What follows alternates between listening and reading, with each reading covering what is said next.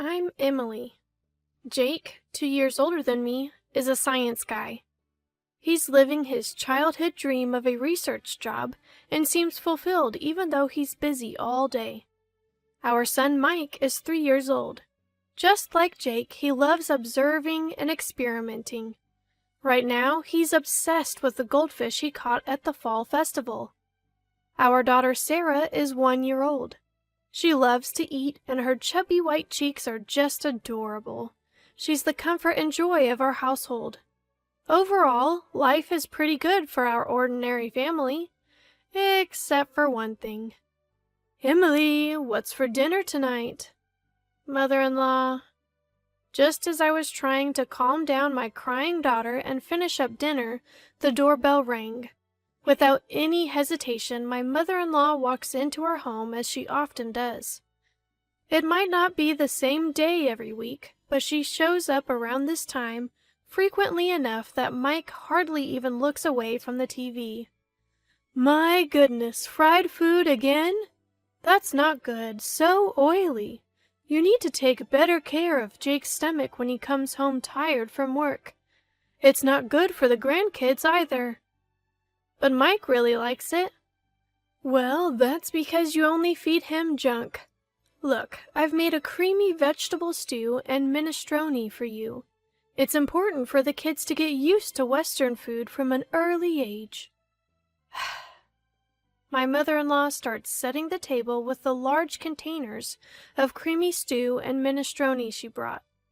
It's a lot, enough to last for at least 3 days, and I feel a little down just looking at the stew, which is mostly just carrots and cabbage. Come on, stop daydreaming. I'll take the food you made home with me, so go ahead and pack it up. It's not tasty, but we can't waste food.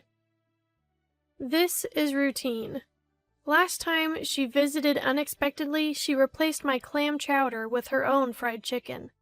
Holding the still warm container, she left without even looking at her grandchildren. Once the front door closed, my son turned to me softly. Grandma took my fried chicken again. My heart aches seeing my son's sad face. Don't worry, there's a little bit of meat left. Just wait a moment. Yay! As I heat up the oil again, I feel relieved seeing my son's joyful reaction to my words.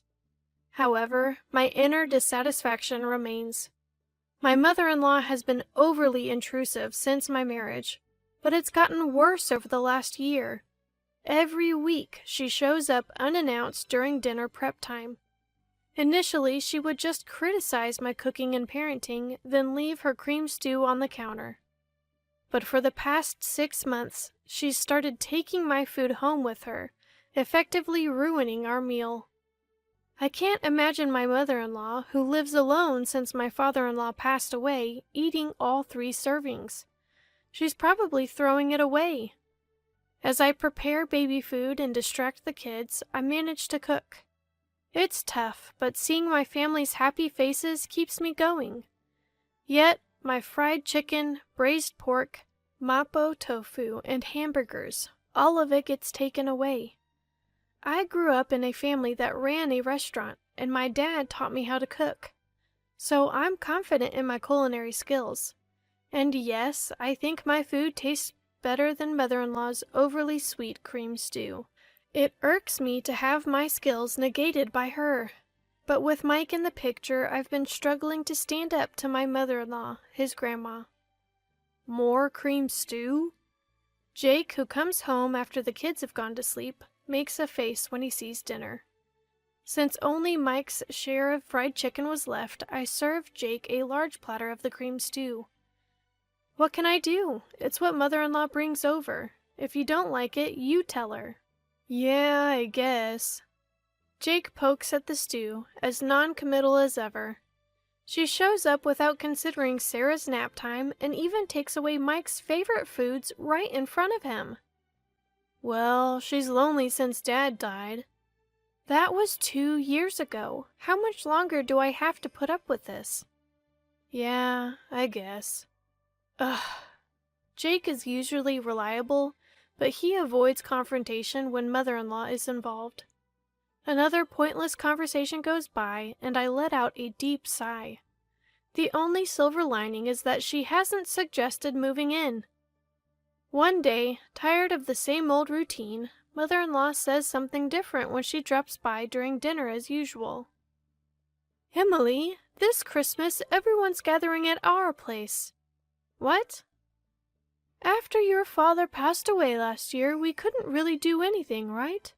We've been relying on relatives from Dad's side since the funeral, so I'm inviting them to our home as a way of saying thank you." Sounds exhausting.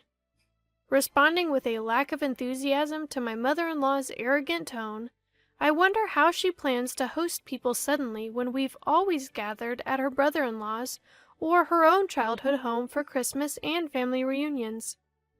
She frowns at me, looking like she's dealing with someone of lesser intelligence. "You're not just a bystander here, you'll be helping too." "What?" "Come over on the 24th and help clean up." Stunned by the audacious decision, I try to quickly object. "But Sarah is so young." "Just use a baby carrier or something. That's how women used to do it back in the day." "Maybe, but—" "You're also in charge of the full-course Christmas meal. Don't you dare repackage store-bought food or cook anything that tastes bad. I don't want to be embarrassed." "What? You can't be serious." "I'm thinking of inviting your dad's relatives on one day and my sister's family and our daughter on another. It'll be a busy holiday." Although she's complaining, I can sense a happy aura coming from her. Hold on, the one who's going to be busy is me, not you. As the daughter-in-law of this family's eldest son, do your duty properly, okay? Having had her say, my satisfied mother-in-law leaves the meatloaf and heads out, leaving me stunned and my surprised son behind. She doesn't forget to pack the shrimp gratin that just needs to be baked, though. That night, when I tell Jake about it, he's as bewildered as I am.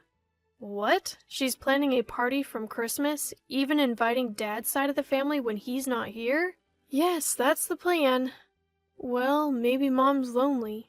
I finally lose my temper at Jake's predictable response. Think about what it's like for me, always being pushed around. Seeing Jake's face turn to an unmistakable uh-oh, he goes silent. But even he realizes that this time it's too much, and lets out a resigned sigh. All right, I'll handle the cleaning and entertaining the relatives. Really? I'm glad to hear Jake's proposal. It gives me some direction. But can you still cook the full-course Christmas meal? Just for this year, let's keep Mom's reputation intact. Plus, everyone in the family loves your cooking. As he pleads, Jake is staring at the meatloaf mother-in-law left for us. I mean, it's hard to say no after making a concession. Fine, just for this year. Thanks. Man, I can't wait for Emily's Christmas feast. Geez, you're in high spirits, aren't you? Being praised isn't so bad, and I don't mind cooking for people.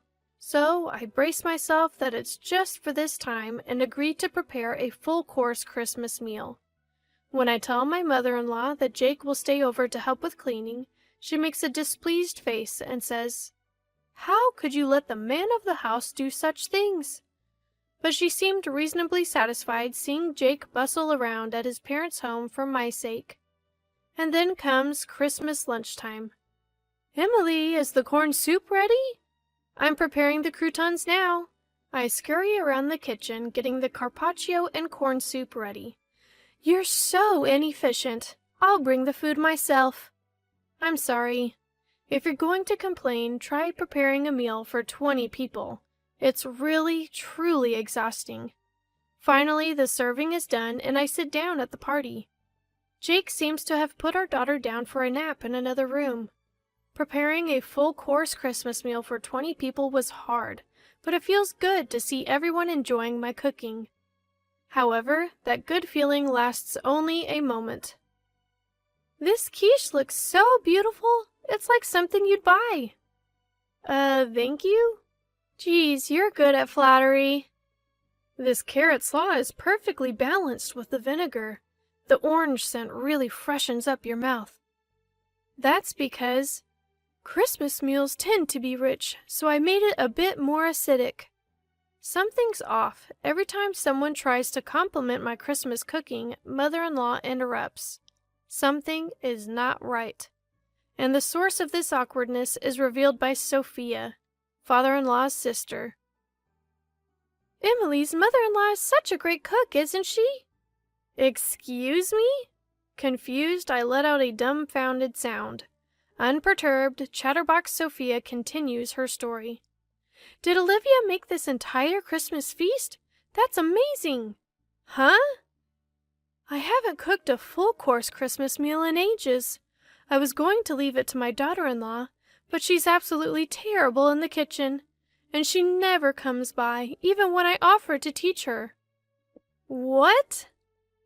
The mother-in-law talks about struggles she never even faced as if they're a given, leaving me puzzled. Oh, Emily, you should really take after Olivia while she's still well. Jake might miss the taste of home sometimes. You know, the way to a man's heart is through his stomach. Daniel, a relative hanging around Sophia, laughs. It feels like he's mocking me. You know, Olivia, that pork belly stew you made last time was delicious. It's amazing you can cook both Western and Japanese dishes. It's not that big of a deal, but I'm glad you enjoyed it. The mother-in-law smiles and feigns humility, but that pork belly stew was clearly my creation. As I stand there astonished, she mouths, "Go along with it." Apparently, she's been claiming all my dishes, including the Christmas feast, as her own, and sharing them with the family. And now she wants me to be complicit in her lie? No way. Especially after she's been criticizing my cooking all this time. Though I want to speak out, I'm overwhelmed by the crowd and find myself speechless. My savior turns out to be my son. Mom, this omelet is really tasty. It looks different than usual, but your omelets are always good. My young son's high-pitched voice echoes through the room, and the noisy adults fall silent. Oh, Mike, this is actually a quiche your grandmother made. Sophia tries to cover for my son, probably out of kindness. But my son responds, astonished.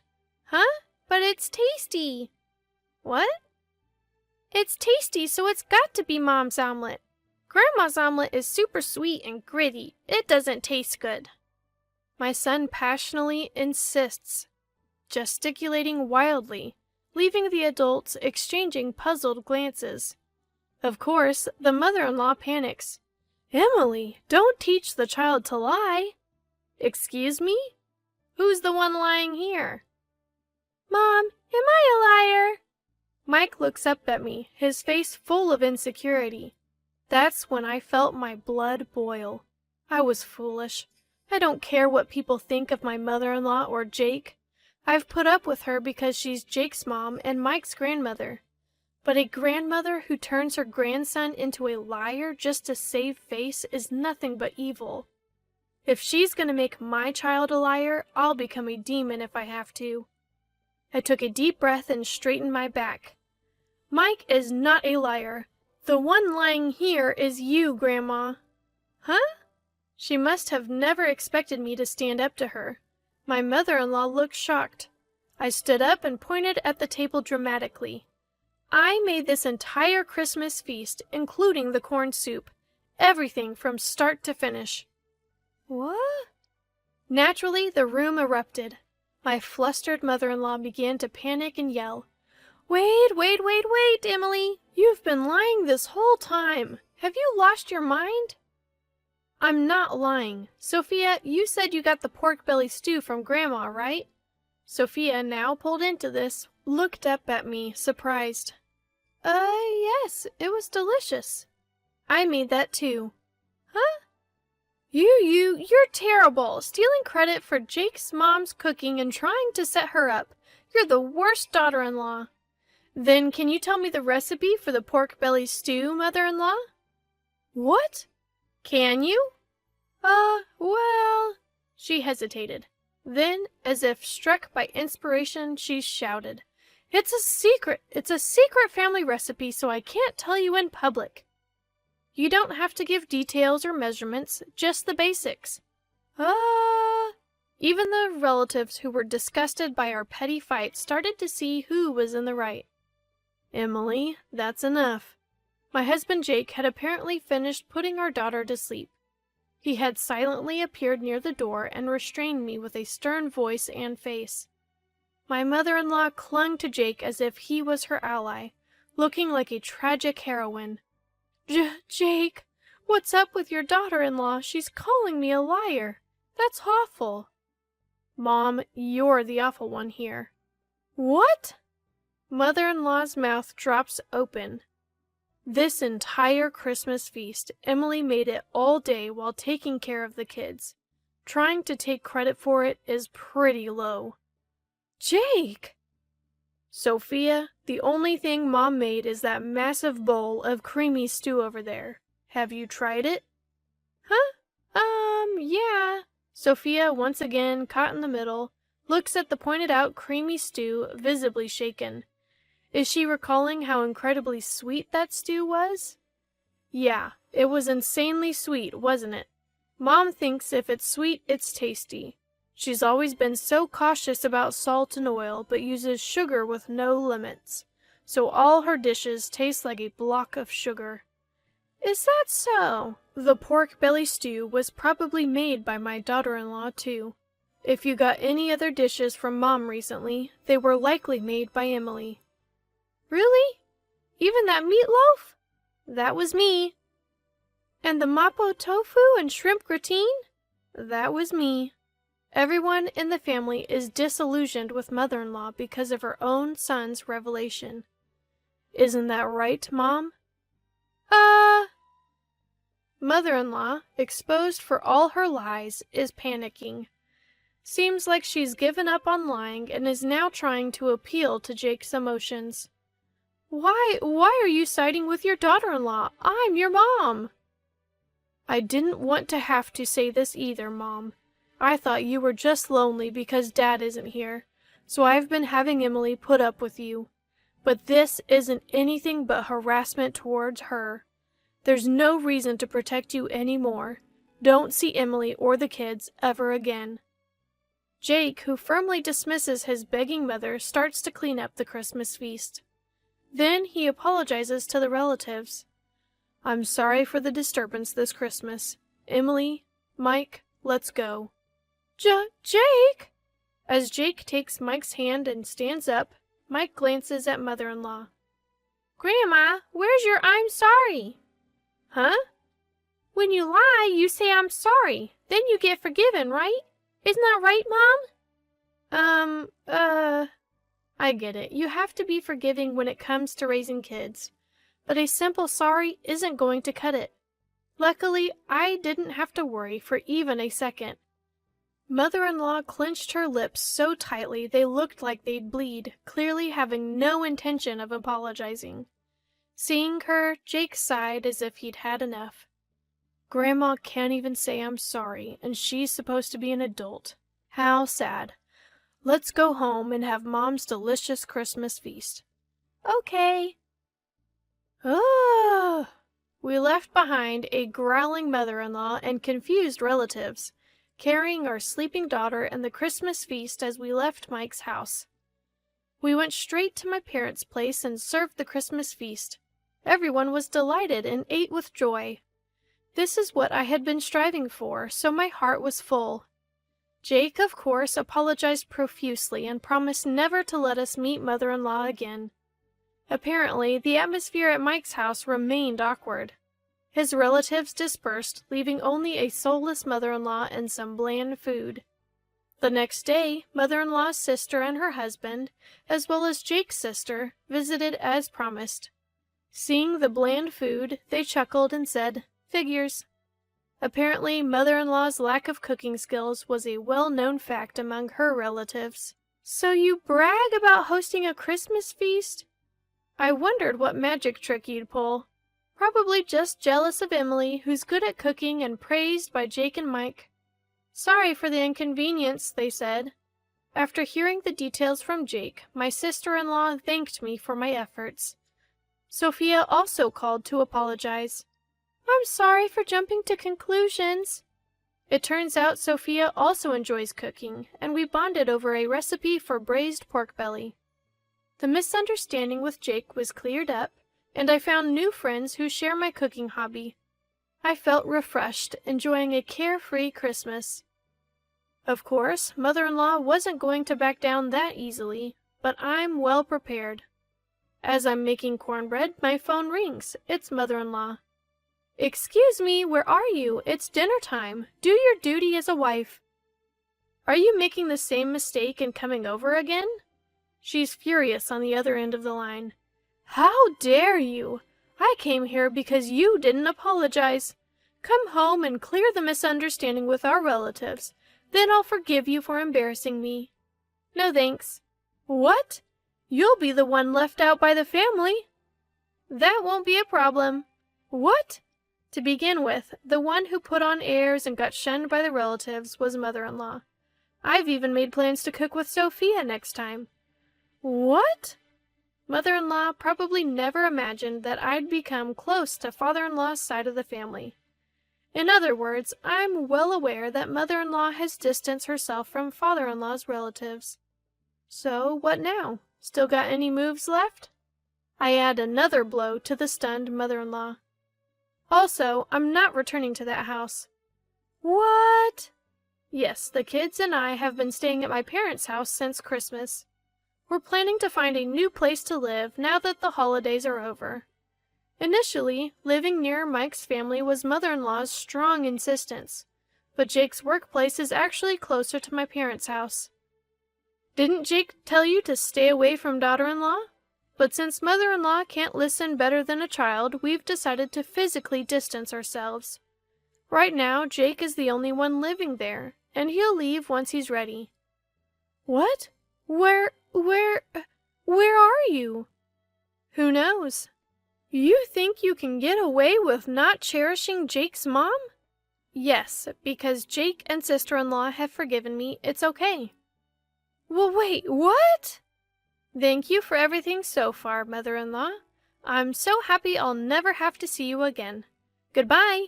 Wait a minute! With a bit of a laugh, I hang up on mother-in-law, who's screaming like a villain in a superhero show. Then I block her number to make sure I never have to hear her voice again. 2 years later. Mom, what's for dinner today? Hamburgers. Yay! I love Mom's burgers the most in the world. Sarah loves them too. Sarah loves them too. Dad loves them the most in the universe. Aw, Dad, that's not fair. My family happily waits for my cooking in the living room, playing around, as I fry the burgers in the kitchen. My heart warms up again today, watching them eagerly await my cooking, smiles on their faces.